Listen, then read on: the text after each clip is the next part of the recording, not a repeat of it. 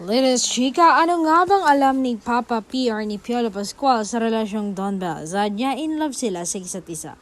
Sila ay sweet and clingy na couple. And they are willing to stay even when things get hard. Pinipili pa rin nilang isa't isa.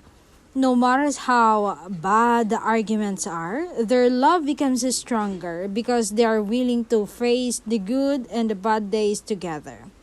Basta matatag sila, ipaglalaban talaga nila hanggang dulo ang mayroon sila.